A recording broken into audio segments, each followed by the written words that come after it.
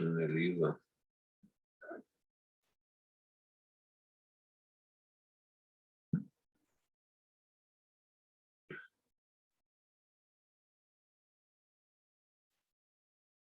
Stephanie.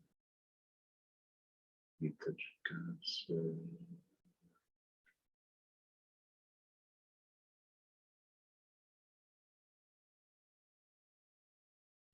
Bom dia, gente.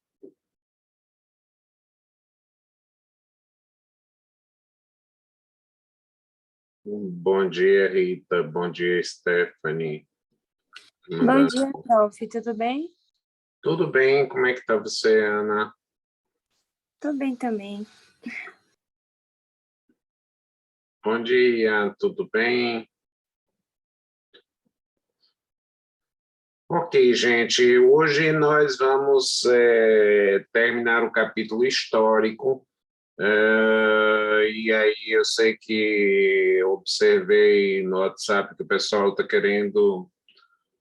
vamos entrar em algumas questões, digamos, mais do dia a dia, chamemos assim, embora toda base, quando você tem uma boa teoria, você consegue, na verdade, alcançar qualquer nível de prática. Tudo isso começa a aparecer de um modo bem mais prático, né? Então, a gente, hoje, nós falamos da base do direito administrativo tradicional, da sistematização,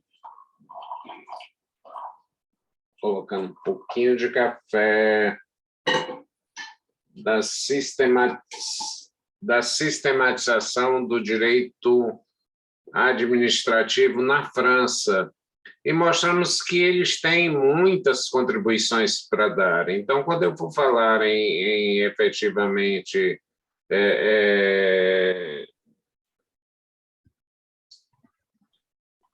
em contribuições, vocês vão ver, por exemplo, que a unicidade de um órgão, porque lá eles separaram claramente o judiciário das cortes administrativas e passaram a interpretar as leis e as situações todas com base em princípios administrativos e não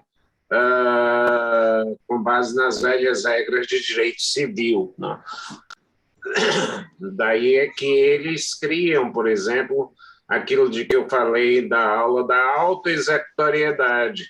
Isso não existia em lugar nenhum. Olha, a administração tem que ir para o judiciário. E eles passaram a entender, não, há casos em que ela pode agir sozinha mesmo, em que ela pode, na verdade, sem se socorrer ao judiciário.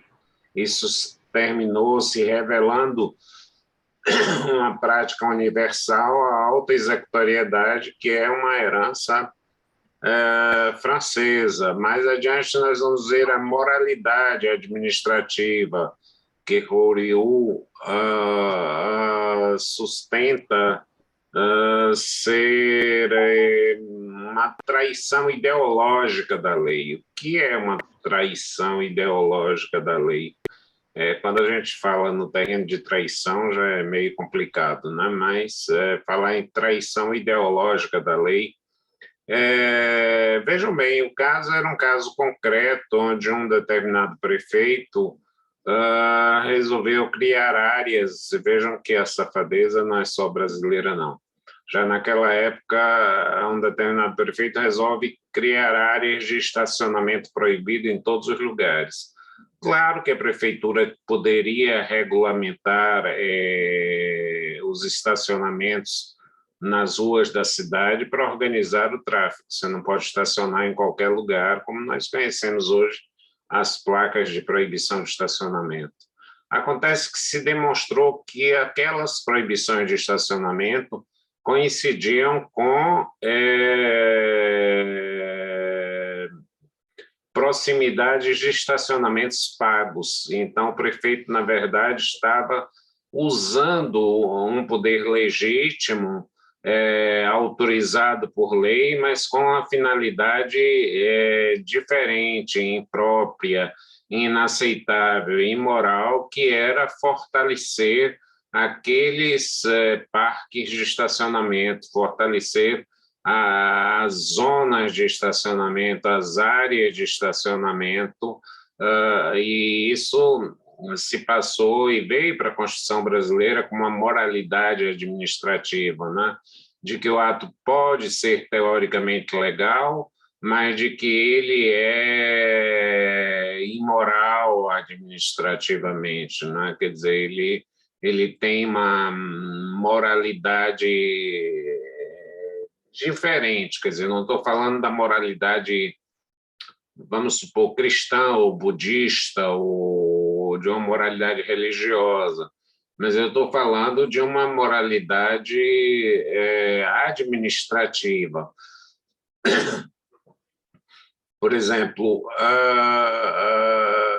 não se considera, tem uma região de praia de naturismo, o pessoal não gosta que chame de nudismo, não.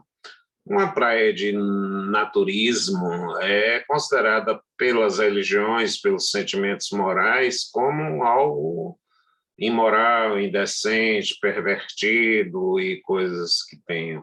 Mas, do ponto de vista jurídico, ela não é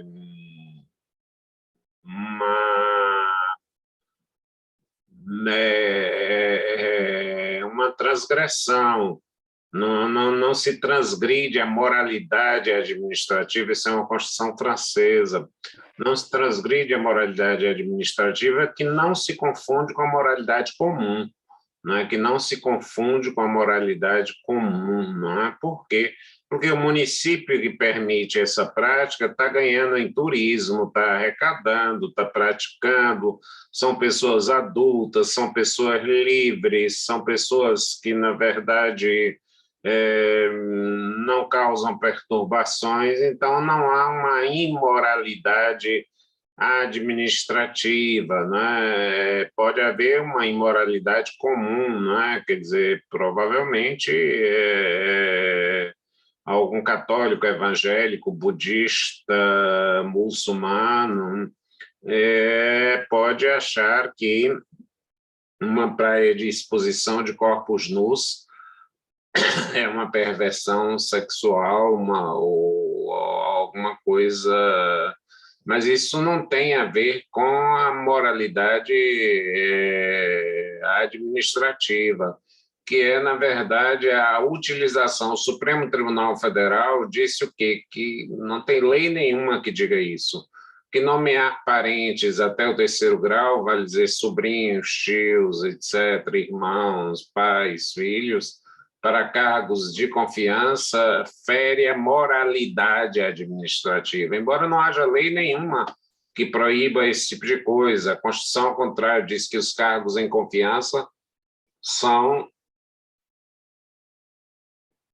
de livre nomeação e exoneração, mas o Supremo Tribunal entendeu de que, na verdade, quando você tem, na verdade, uma ilegalidade, não há que se cogitar de imoralidade.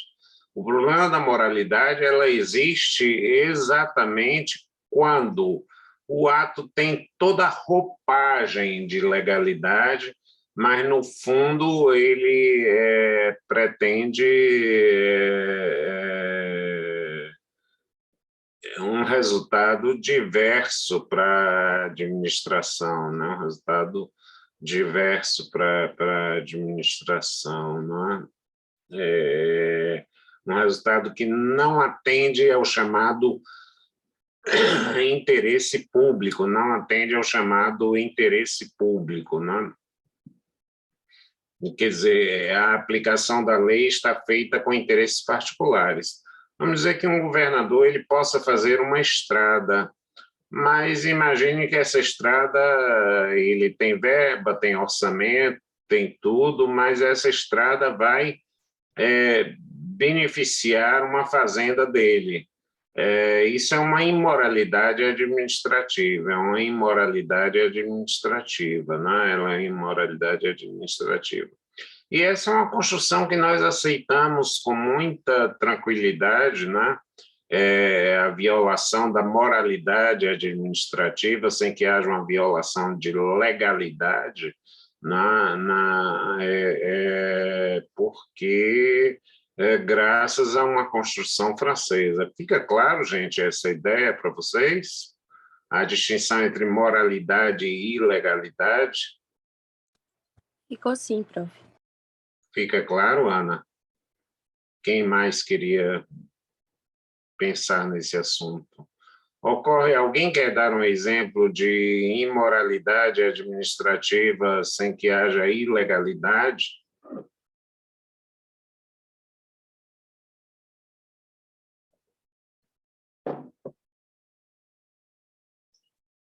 Ninguém? Rita de Cássia, como é que está você?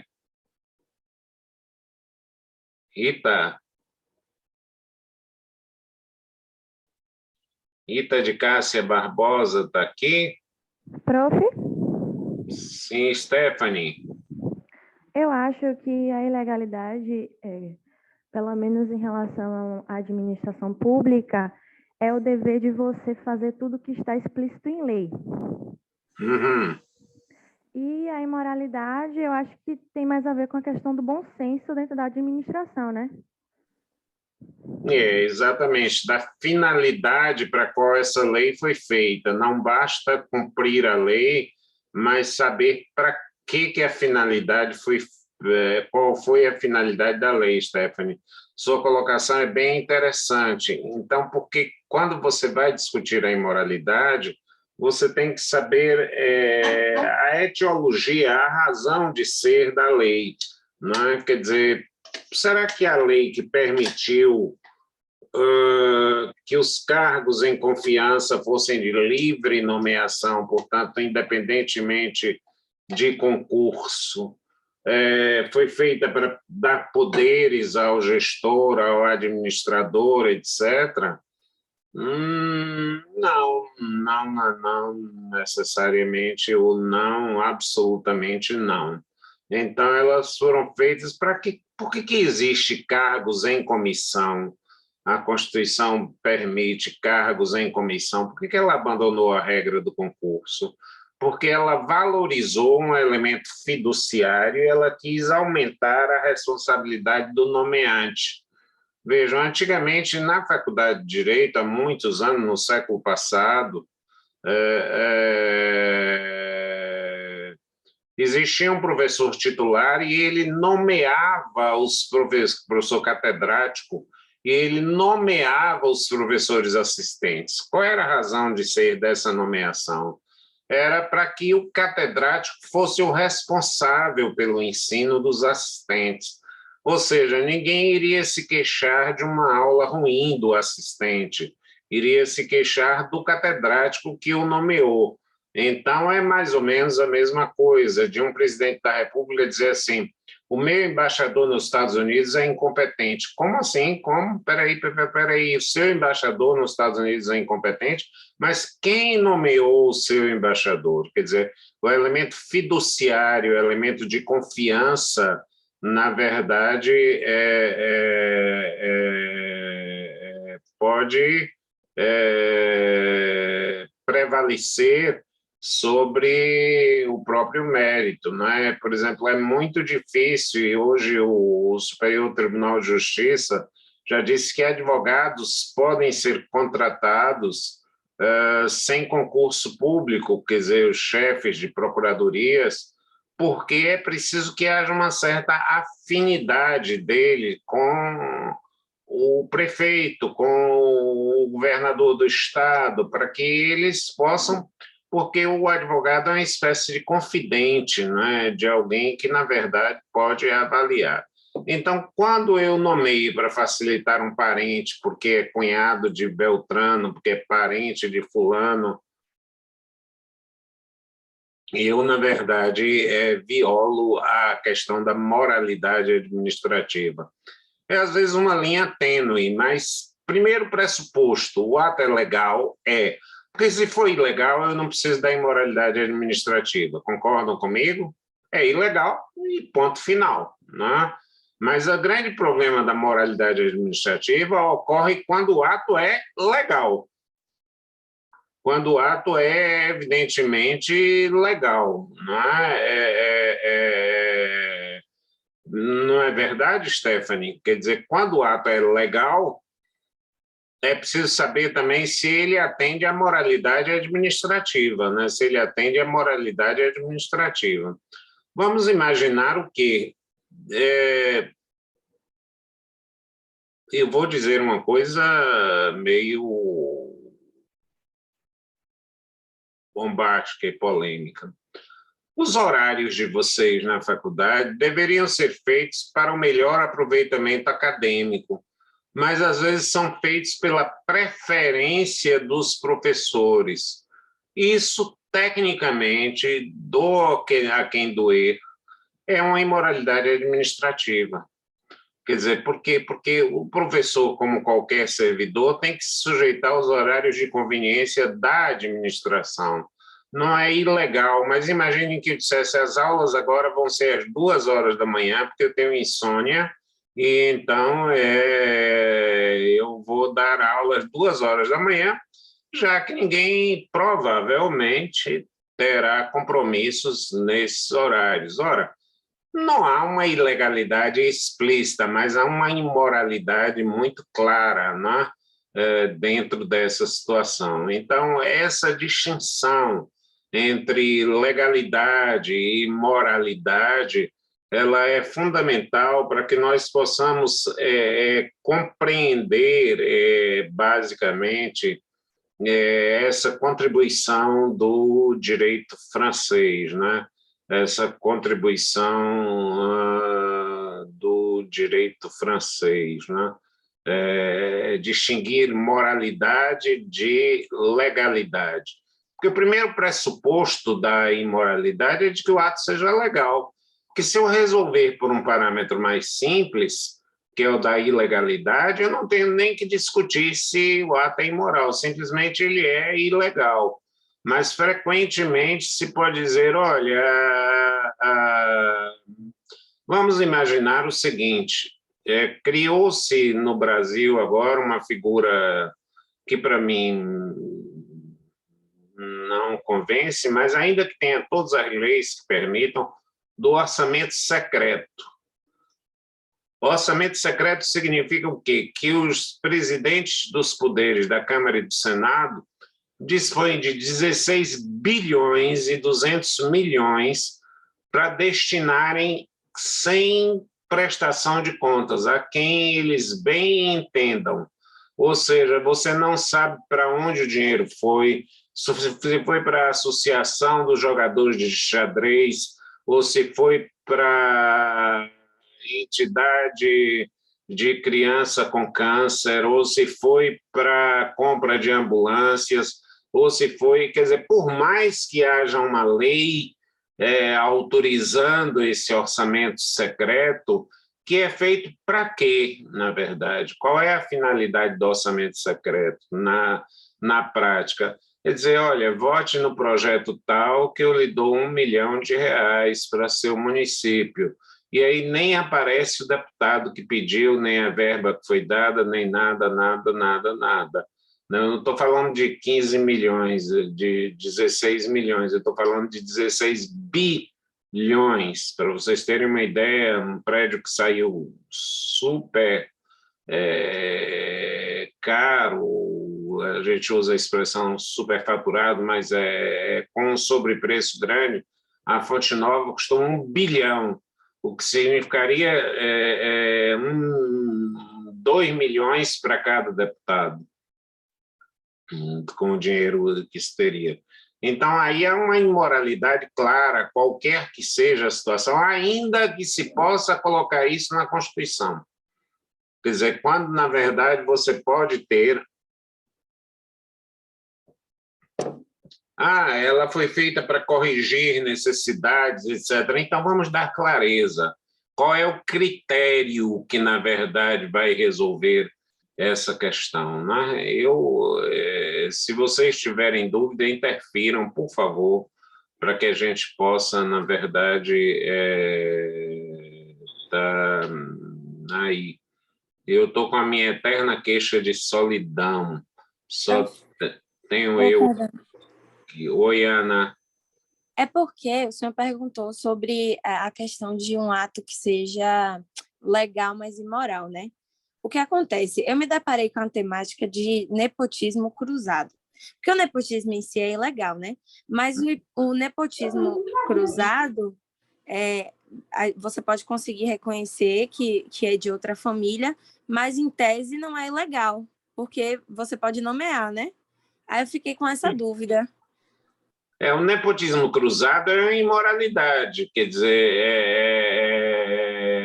ele é legal.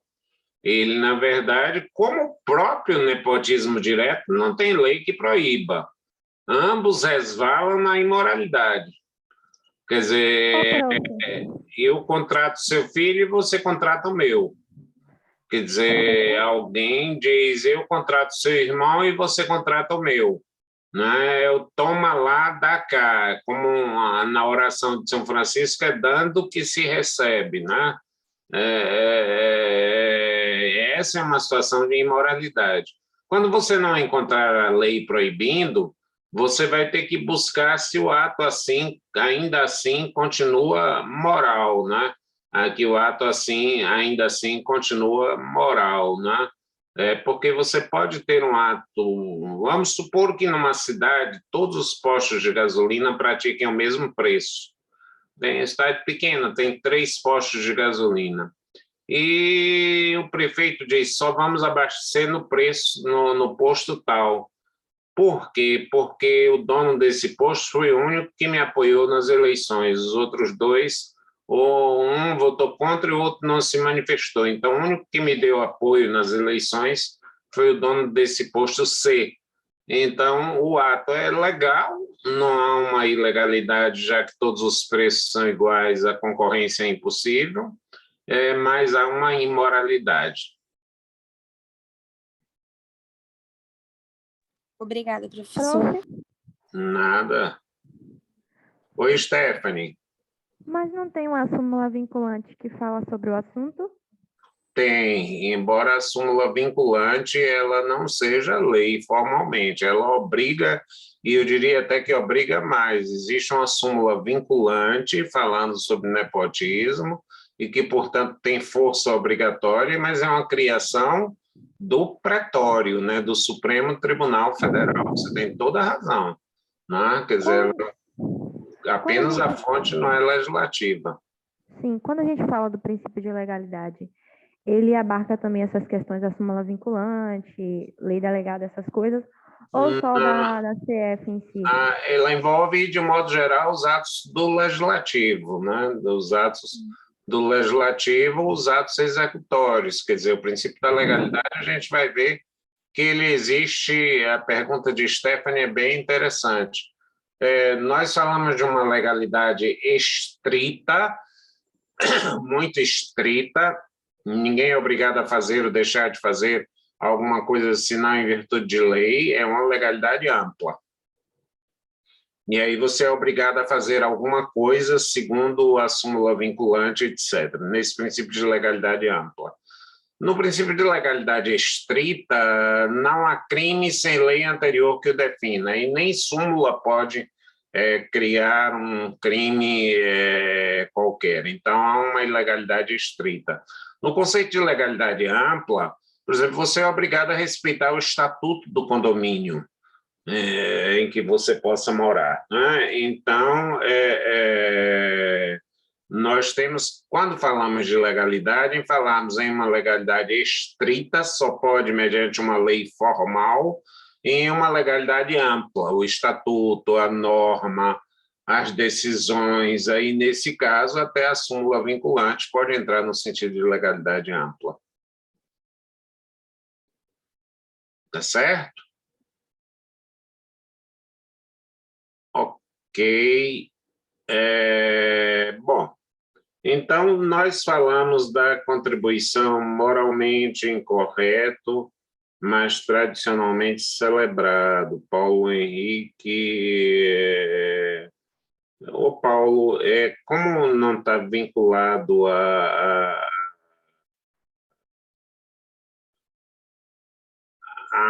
uma questão, eu queria que você recapitulasse isso aqui para mim. A que você está se referindo? Moralmente incorreto?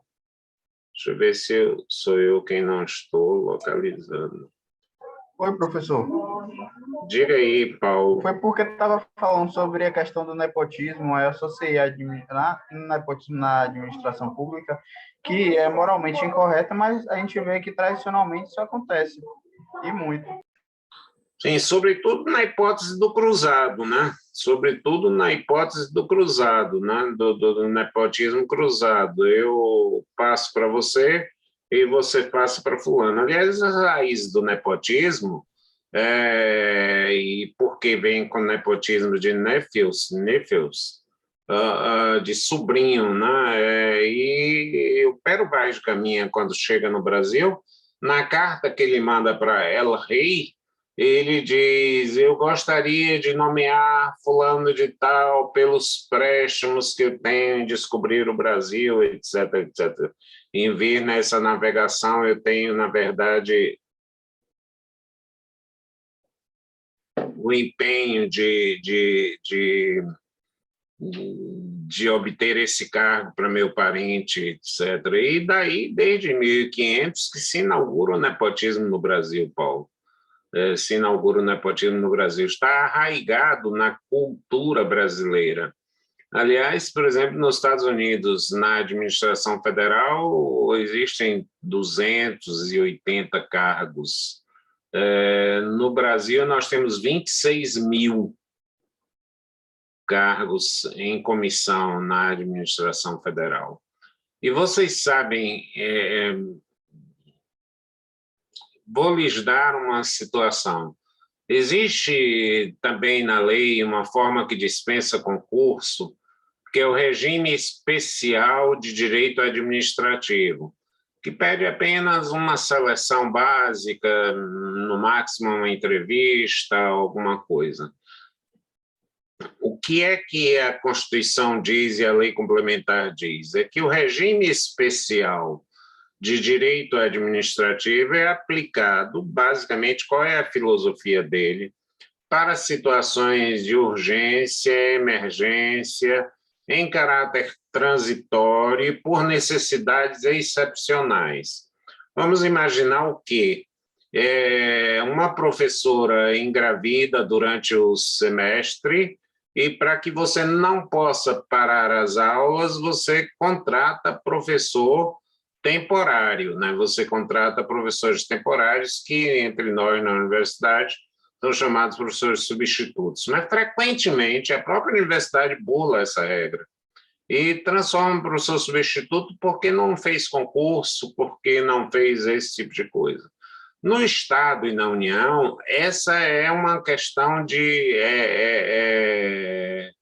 grosseiramente imoral. Por exemplo, há cargos públicos que tem cotas, o nome tem um apelidozinho de REDA, Regime Especial de Direito Administrativo, e o que acontece? Como ele está limitado a 2 anos, sabe o que eles fazem? Tem gente há 20, 30 anos em regime especial de direito administrativo, e aí, quando se completam os 2 anos, a pessoa indica um irmão, um tio, um parente, um sobrinho, um cunhado, e aí esse cunhado é contratado, mas, obviamente, a pessoa continua a receber o salário.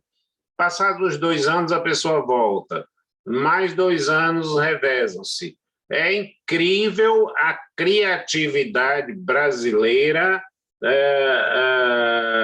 para a prática da imoralidade administrativa. Se alguém quiser trabalhar essa questão sobre a imoralidade administrativa na cultura brasileira, vai ter um material de pesquisa farto e amplo, né? Stephanie continua com a mãozinha acesa. Quer se manifestar, Stephanie? Acho que não, ela esqueceu a mão. Não, professor, foi que eu esqueci de tirar, desculpa. Como é? Esqueceu de tirar, perfeito. Então, vejam bem, as contribuições do direito francês, e uma delas é a questão da moralidade, você não vai, na verdade, trazer contribuições para você entender determinadas questões, você precisa efetivamente conhecer as bases históricas. Por exemplo, a Constituição brasileira falou no princípio da publicidade. Nós vamos até falar sobre eles. Mas notem que os franceses já tinham como contribuição a transparência administrativa. E aí, se eu perguntar a vocês qual a diferença entre transparência e publicidade, eu vou dizer a vocês que a publicidade é um meio possível de realizar a transparência, mas não é sequer o único meio, mas além de não ser o único meio, ele, na verdade, nem sempre realiza a transparência. Às vezes a publicidade distorce a transparência, né? E la transparência administrativa, que é uma construção do direito francês, o que é transparência? Acessibilidade.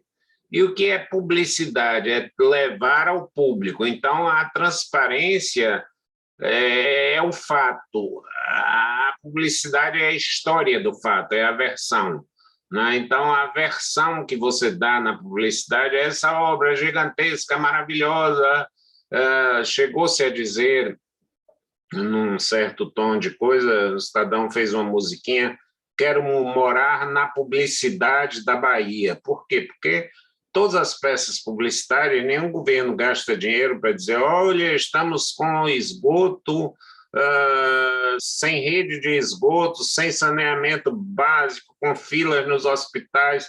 Você não vê a publicidade nesse sentido.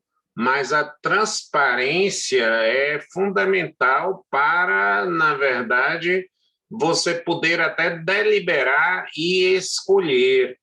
Por exemplo, eu usava, quando fui diretor da faculdade, um instrumento simples de transparência. Cada obra eu dizia, essa obra custou tanto, tinha uma plaquinha, o prazo de entrega dela é tanto, ela foi financiada por tal fonte. Então, era um mecanismo de transparência sem publicidade. Eu não ia para jornais, eu não ia para, evidentemente, mas eu dava a informação para que você controlasse quando aquela obra ia ficar pronta, e mesmo quando o prazo estava vencido, ficava ali para você saber e poder dizer, ô construtora, por que você está atrasando? Ô Celso, por que esse atraso dentro dessa coisa? Então, a transparência é a fonte primária, a publicidade é a fonte secundária, mas nem sempre a publicidade é fiel à transparência. É isso que eu queria ponderar com vocês. Nós consagramos na Constituição, artigo 37 da Constituição Federal, a publicidade dos atos administrativos, mas não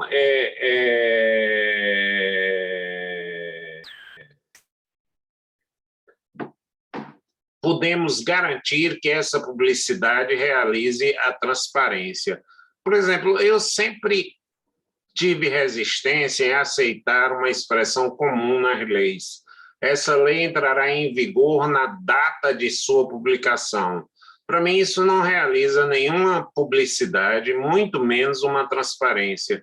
Como é que você pode se comportar por uma lei que entrou em vigor na data de hoje? Como é que eu sei o que aconteceu agora no Diário Oficial? Quer dizer, bastou a publicação e entrou em vigor na data de sua publicação? Quer dizer, isso para mim não assegura nem a publicidade, nem a transparência. Não vamos confundir aí publicidade com publicação. A publicação é um meio que realiza a publicidade é um meio que viabiliza a transparência. Mas, olhem, para não dizer que eu sou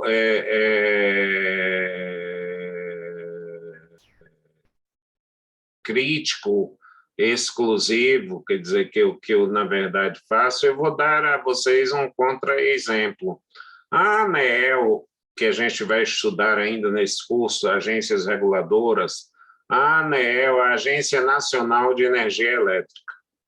Na lei que cria a ANEEL, tem um órgão que vocês podem passar batido, mas, puxa, é preciso criar na lei uma biblioteca, não tem mais o que fazer, tá certo, cria as diretorias, cria esse tipo de situação, mas não precisa, na verdade, criar a biblioteca.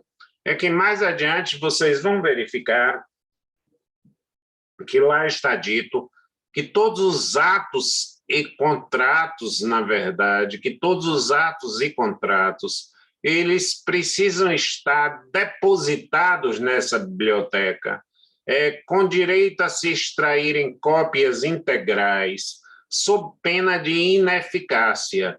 Vejam que grau de transparência se atingiu dentro dessa situação.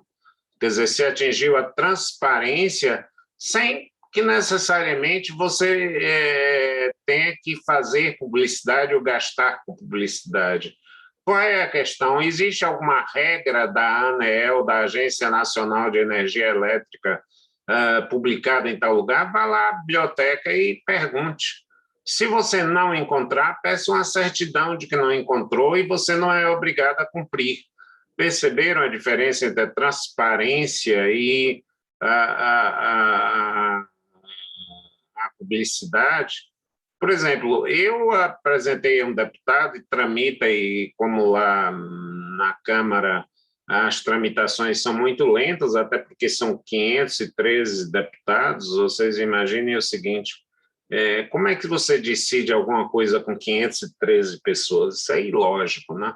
É bastante ilógico. Não tem como você reunir mesmo de verdade, para debater de verdade com 513 pessoas, né? Nós sabemos isso por experiência prática.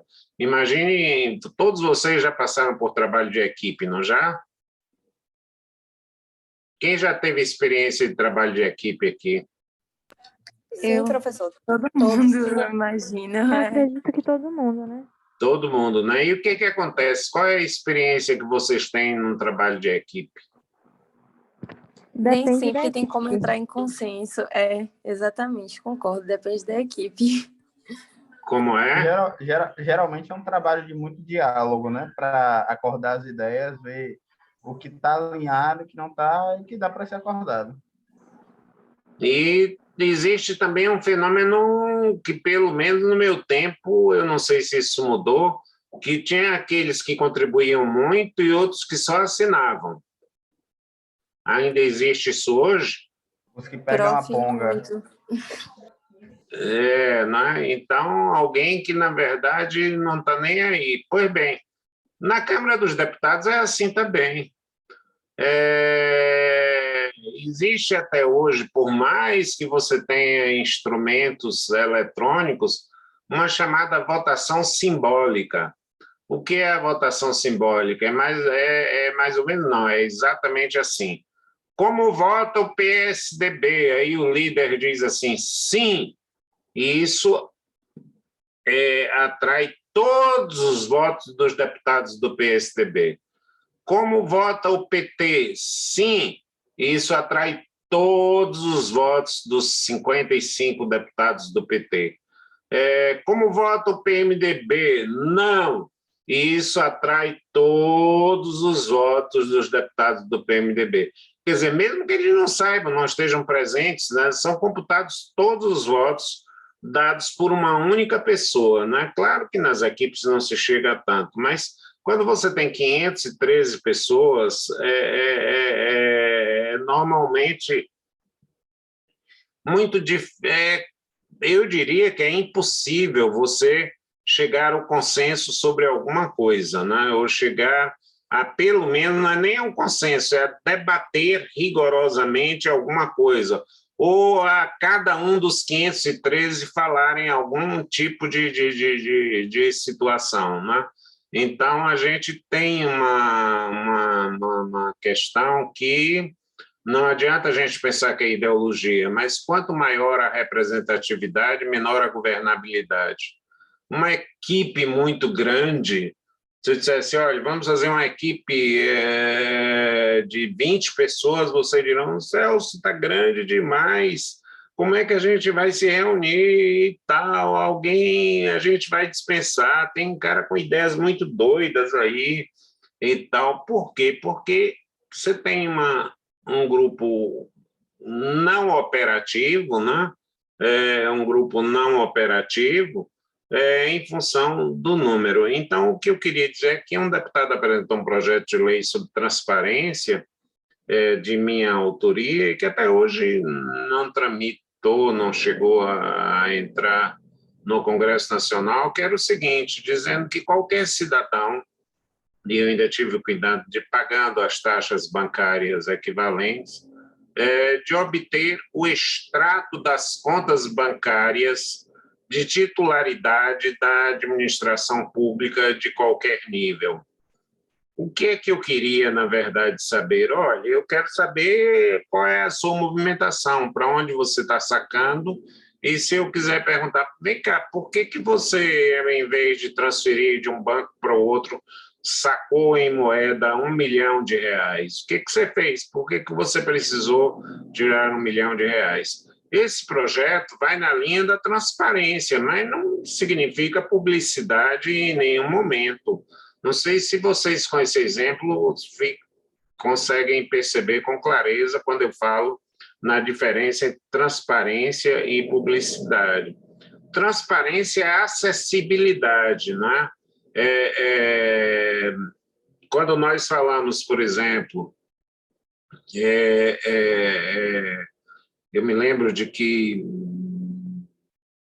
hoje nós sempre tivemos e vivemos na Faculdade de Direito com uma situação, vocês provavelmente conhecem um pouco, de um auditório, que é hoje o Espaço Cultural Raul Chaves, lá embaixo, e onde você tinha que descer inúmeras escadas para chegar, e ele tinha um acesso externo numa área de estacionamento, né? E só que quem estava já no piso das aulas, e se fosse um cadeirante, ia ter que entrar num carro, fazer a volta e entrar lá. E aí nós colocamos uma plataforma interna que pode transportar o cadeirante, o idoso, as pessoas com dificuldade, etc. Nós garantimos acessibilidade, que seria, digamos, o equivalente nesse momento à transparência. É você dar acesso. Raciocine a expressão transparência como acessibilidade, né? Quer dizer, ela não tem a ver, a publicidade é feita para garantir a transparência, daí porque ela também não é principiológica, né? Ela é feita para garantir efetivamente a transparência, né? Ela é feita para garantir a transparência. Às vezes ela deturpa a transparência, né? Quer dizer, toda publicidade paga é elogiosa. Prestem atenção a isso. Aliás, nem precisam prestar atenção, né? Dá para deduzir, logicamente, que ninguém gasta dinheiro na TV, na televisão, no rádio, nos jornais, para falar mal de si mesmo, né? A administração pública não faz esse tipo de situação. Eu gosto muito de o que eu chamo de direito empírico, na verdade, buscar determinadas causas ou correlações. Vou dizer a vocês uma coisa. No Brasil, nós criamos uma lei, seguindo a esteira de outros países, mas no Brasil com muita eficiência, diga-se de passagem, nós criamos leis bem restritivas ao uso do cigarro. E, dentre essas leis, a proibição de qualquer publicidade. Então, vocês não vão encontrar propaganda de cigarro na televisão, nem nos jornais, nem em lugar nenhum. Não se pode fazer publicidade de cigarro, a não ser no ponto de venda, onde você pode colocar o cartaz, cigarro tal, marca tal, temos cigarro, ou alguma coisa desse tipo de situação. E vocês diriam, mas por que se impediu? Quais são os efeitos dessa publicidade ou dessa negativa de publicidade? A primeira questão, evidentemente, é não estimular, né? Mas há uma segunda questão subjacente, que é, na verdade, a de que os veículos de comunicação, eles não costumam dar notícias contra os interesses dos anunciantes. Então, não havia o combate ao cigarro, notícias que desenvolviam pesquisas de câncer no pulmão por uso do cigarro não eram divulgadas, porque os fabricantes de cigarro eram grandes anunciantes e deixariam de anunciar. Eu vou anunciar no jornal que está falando para as pessoas não fumarem, então eu não vou anunciar, né, nesse tipo de coisa. Só para vocês terem uma ideia de como isso, na verdade, como essa relação publicidade funciona no controle da informação e da transparência, o Bradesco resolveu e tirou rapidamente do ar patrocinar uma campanha chamada, não sei o nome, mas era um dia da semana sem carne, ou seja, para que você tivesse hábitos saudáveis de verduras, de peixes, em suma, de outro tipo de coisa. Pois bem, a Associação dos Pecuaristas de Gado Bovino resolveu tirar as contas do Bradesco. E o Bradesco imediatamente parou com essa publicidade de um dia na semana sem carne bovina. Então, vejam que a publicidade ela molda o tipo de informação. Vejam bem, será que o veículo individual ainda é a solução para os nossos problemas urbanísticos? Eu estou trazendo questões para vocês raciocinarem na prática, para não acharem que direito é uma coisa totalmente abstrata. Quais são os efeitos da publicidade, por exemplo? Hoje, um carro gera um grau de poluição muito alto para transportar, em grande parte, uma única pessoa. Nós vamos para o trabalho, para a escola, para algum lugar, com um carro transportando uma só pessoa.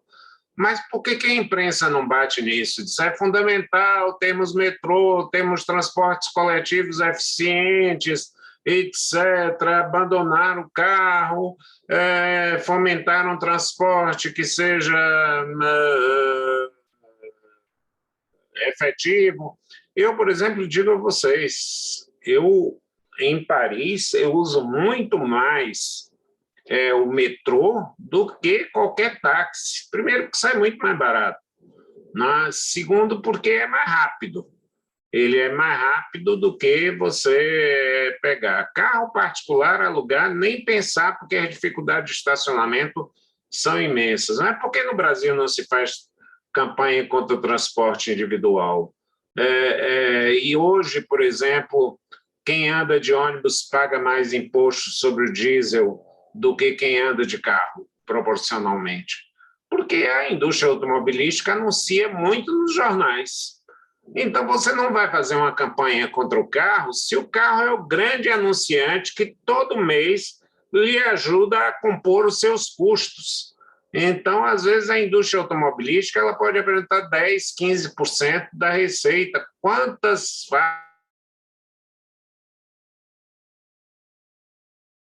de jornal a um preço imenso? Então, você não pode ter transparência. Aqui diz que minha conexão... Não, já está ok.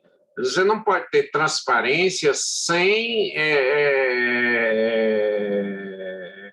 um controle mínimo da publicidade. Vejam que, na verdade, um excesso de publicidade conspira contra a transparência. Vocês estão entendendo esse raciocínio? Estão entendendo? Então. Como? Sim. Ana... Eu estou entendendo. Tá, não é? Alguém mais gostaria de falar sobre isso, essa relação entre publicidade e transparência?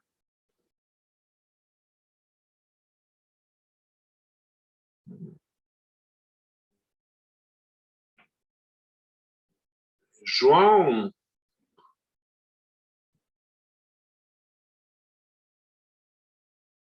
Quilombola, Gabriel, Stephanie, Davi, quem gostaria aí? João? Oi, professor, estou aqui. Então, você gostaria de opinar sobre essa questão da publicidade e da transparência? Não, professor, por hora não tem nenhuma questão para colocar. Não, né? Tá certo. De qualquer modo, eu te agradeço a manifestação. João Ariel? Oi, professor, bom dia, também não. Também não quer se manifestar, né? Bernardo Carvalho? Bernardo Carvalho? Júlia Lalim? Júlia, inclusive, está com a mãozinha posta aí, Júlia, e eu não vi. Júlia. Oi, professor. Eu não estou com a mão para cima, não, mas eu estou acompanhando a discussão.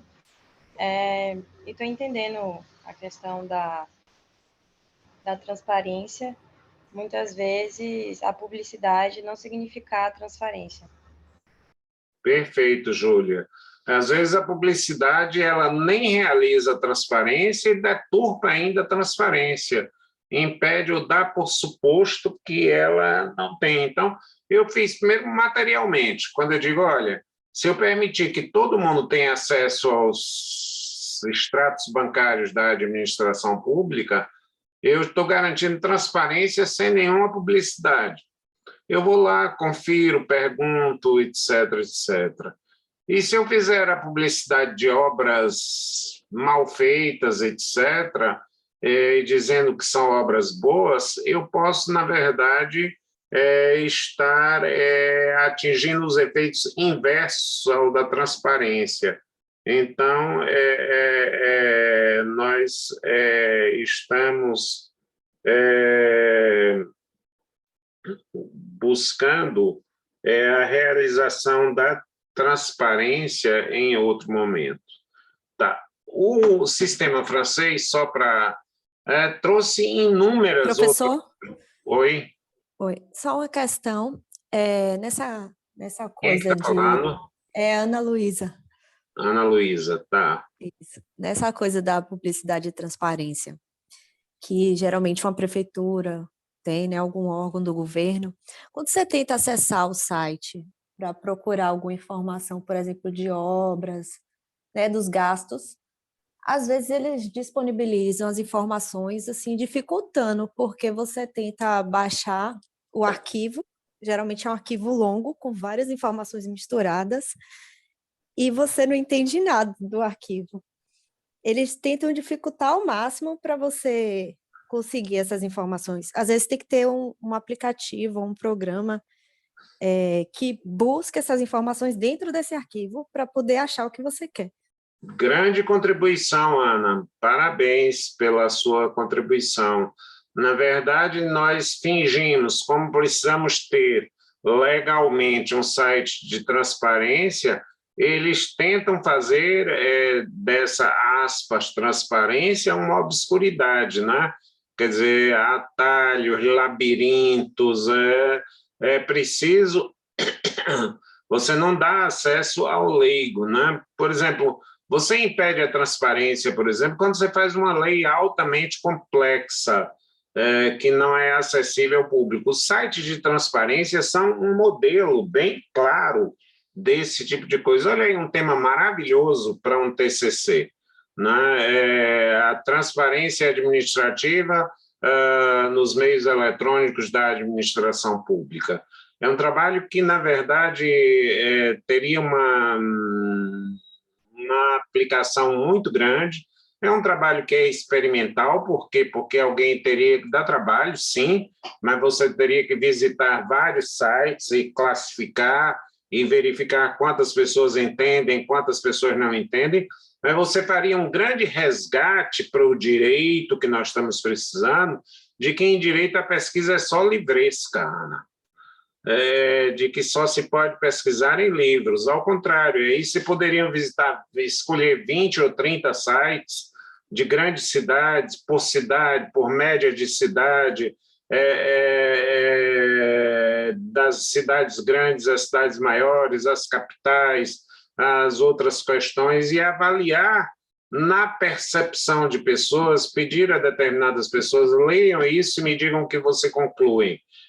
Então, seria, na verdade, uma formatação de uma monografia jurídica muito original, muito prática e que rompe com o paradigma de que você só busca em livros.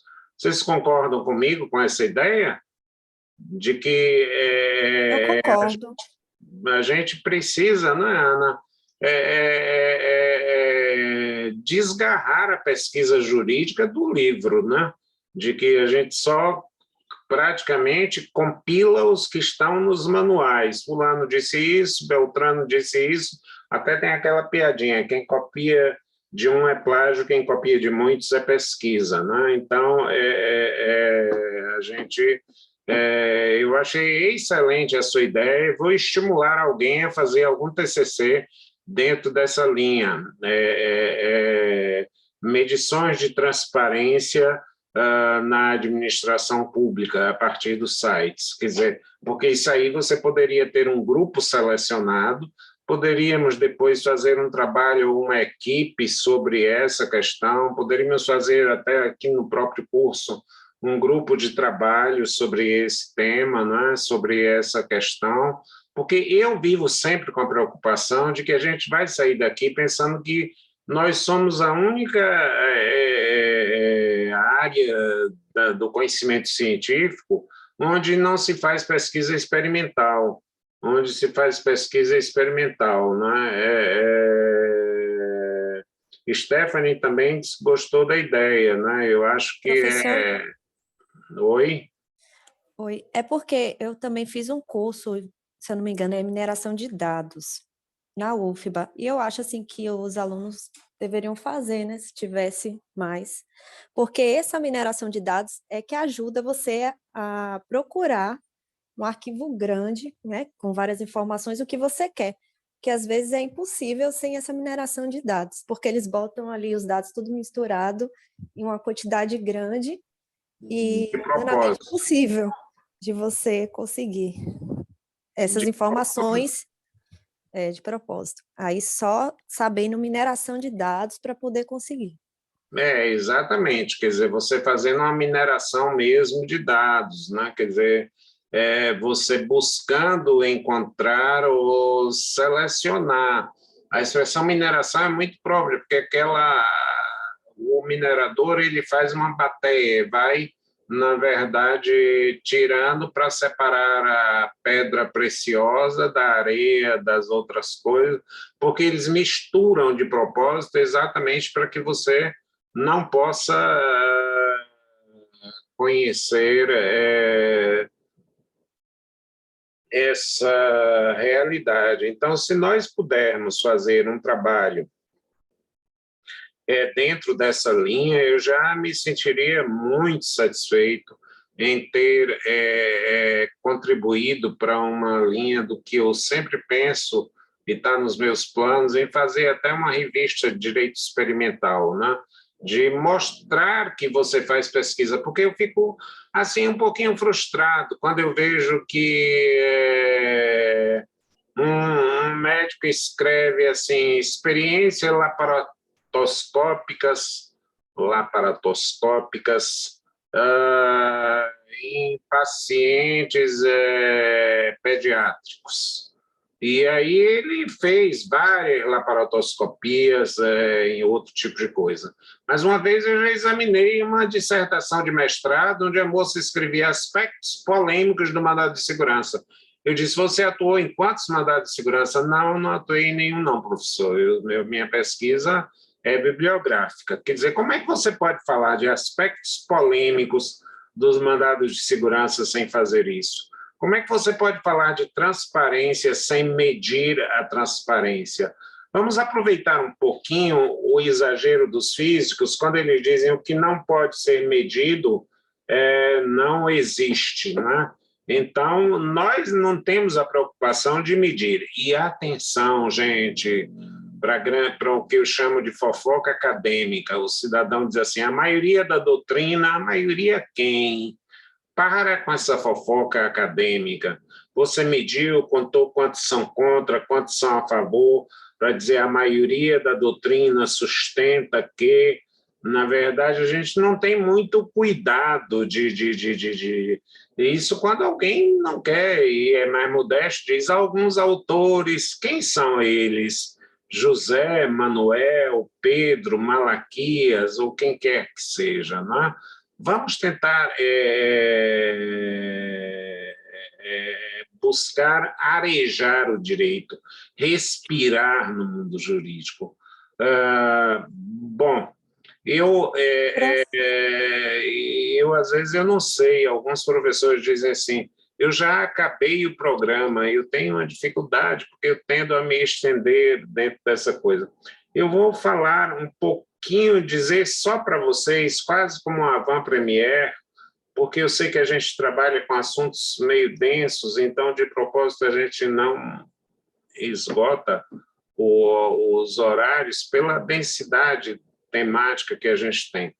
Mas os temas, são muitas as contribuições do direito francês, né? A estabilidade das relações, o saneamento pelo tempo nas relações. Então, o que você não fez hoje, que partiu de quê? Da prescrição do direito civil, passou a ser a estabilização das relações jurídicas no direito administrativo, né? Isso a gente vai tentar trabalhar isso. O direito alemão... O prof, eu tinha uma coisa a falar, mas era sobre a discussão que vocês estavam tendo, né? Porque eu me vejo assim, eu me vejo às vezes perdida na quantidade de termos técnicos que a gente utiliza, que são necessários sim para a gente poder individualizar a nossa ciência, né? Das humanidades, só que até que ponto os termos técnicos vão conseguir, né, se aderir à realidade fática e o quanto dificulta que outras pessoas entendam também esse contexto de publicidade, de transparência, porque se alguém não entende a linguagem com que a gente, né, trabalha, não se adere o direito à realidade, não se tem um entendimento real daquilo que está acontecendo, né? Então, aí, enquanto vocês estavam discutindo, veio isso na minha cabeça. Nossa, e uma pessoa que não tem o conhecimento direto dos termos técnicos, onde ela fica? Ela entende a publicidade até que ponto? A transparência até que ponto, né? É verdade, Ana. Parabéns pela observação. Eu acho que é uma observação muito inteligente, porque é necessário um certo grau de técnica, mas que não compreenda, não comprometa o destinatário da transparência, que não somos nós. Nós somos alguém para colaborar para que a transparência exista. E se nós insistirmos num jargão absolutamente técnico, se nós insistirmos num jargão absolutamente técnico, nós vamos, na verdade, não realizar a transparência, né? Um determinado médico um dia me disse que eu estava apirético. Eu olhei, com um pouco de conhecimento, eu cheguei à conclusão pelo aparelho que ele estava usando que eu estava sem febre, né? Mas não era melhor dizer você está sem febre do que você está apirético? Eu vou contar uma piada em homenagem à inteligência e à pertinência da sua questão. Diz que uma senhora muito humilde liga para o advogado e diz assim, doutor, aquele safado não pagou a pensão que ficou combinada na audiência. E o advogado diz, bom, então não temos outro caminho, vamos ter que executar. Não, doutor, uma boa surra resolve, não precisa tanto, não. Uma boa surra resolve, ou seja, a expressão vamos ter que executar, para ela era matar o cidadão, né? Se aquele safado não cumpriu a pensão, vamos ter que executar. E aí eles, não, a boa surra faz esse malandro entender tudo, não precisa tanto, não. Quer dizer, isso é, digamos, uma brincadeira, mas de um fato muito real, uma juridicização, a utilização de termos técnicos, onde você, na verdade, não consegue alcançar a transparência pela obscuridade com que as questões são postas. Parabéns pela colocação. Stephanie está com a mão levantada. Oi, Pro. Eu ia só complementar isso que a Ana falou, que a gente estava discutindo uma disciplina que até para a gente que está dentro do curso de Direito e que está diariamente lendo. É verdade, Stephanie. Mesmo a gente que está no curso de Direito, às vezes tem... Seu som está cortando um pouquinho, Stephanie. Alô, Stephanie? Stephanie? Deve ser a conexão dela, prof. Aí o som corta um pouco. Vamos então. Mas ela disse que até a gente que está no curso de Direito tem dificuldade, foi o que eu consegui ouvir. Imagine as pessoas que estão de fora. É verdade, né? E nosso trabalho é minerar e garimpar mesmo esses dados, porque senão eles se perdem dentro de determinadas situações. Por exemplo, as pessoas pegam um simples balanço que os contadores fazem, e aí vem ativo, disponível, ativo, não sei o que lá, e uma linguagem que você não consegue ler um balanço, reservas de contingência, depreciação de não sei das quantas, quando, na verdade, um balanço não é feito para os gestores, é feito para a população, para aqueles que querem, na verdade, que estão, na verdade, gerindo a situação. Bom, eu vou só fazer um avant-première, uma primeira situação. Na Alemanha, não houve a ruptura da Revolução Francesa.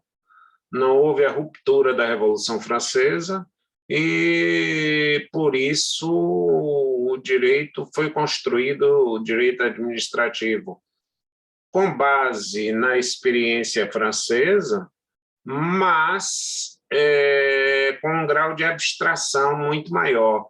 Já enquanto se diz que o direito francês, administrativo francês, deve mais aos juízes do que aos doutrinadores, o direito administrativo alemão deve mais aos doutrinadores do que aos juízes. Então, é a doutrina alemã quem vai, na verdade, aproveitando a experiência francesa, dar novos contornos. Então, ela diz assim, olha, o direito administrativo toma como base o direito civil e ela aperfeiçoa e cria determinadas normas. Então, a estabilidade das relações em direito administrativo na verdade, resultado do princípio da boa-fé do direito privado. Na verdade, o princípio da boa-fé do direito privado. Mas a melhor sacada do direito alemão nessa questão é que, por exemplo, o príncipe não cometia erros, era isso que eles diziam. Então, os alemães, a doutrina começou a dizer, olha, a responsabilidade do príncipe não pode ser imposta, mas o fisco, que é a cesta de contribuições, é algo privado. Imaginem, você dizer que o fisco é algo privado, porque você bebeu na fonte privada. Então, quem vai responder pelos danos, quem vai responder pelos prejuízos, não vai ser jamais o príncipe, mas sempre o fisco, que é uma cesta de contribuições. E aí o príncipe teve que engolir essa história toda, né? Quer dizer, teve que aceitar essa premissa de que a contribuição do pagador de impostos era... Tá entendido, Stephanie? Stephanie explicando que a internet dela deu um problema, mas valeu a sua contribuição. Então, você dizer que o Estado não é o responsável, porque quem vai...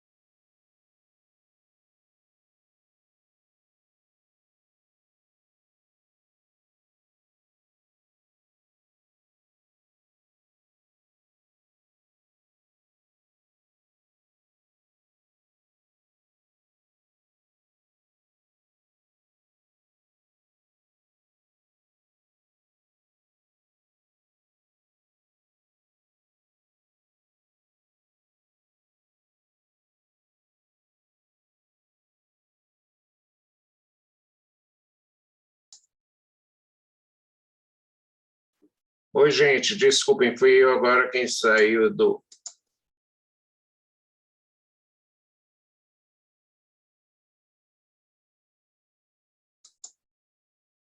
Oi, gente, desculpem, eu agora que saí do ar, minha conexão caiu, mas acho que agora estou retornando. Vocês estão me ouvindo bem? Vocês me ouvem bem? Sim, professor. Então, eu tive uma instabilidade agora de conexão e saímos por alguns segundos do ar. Então, vejam que até hoje vocês têm varas da fazenda pública. O que é a fazenda pública? É a expressão patrimonial do Estado, resultado dessa ideia do fisco, não é? Tanto que a gente tinha procuradores do Estado e procuradores fiscais. Hoje eles estão unificados, né? Mas procuradores fiscais seriam aqueles que arrecadavam as contribuições do povo, vamos dizer, do pagador de impostos, e eram essas contribuições que arcavam com as indenizações, com as obras, com todos esses fenômenos. Também eu disse que a chamada proteção à confiança do Estado é uma derivação do princípio da boa-fé. é uma derivação do princípio da boa-fé. Se eu tenho que ter boa-fé nas relações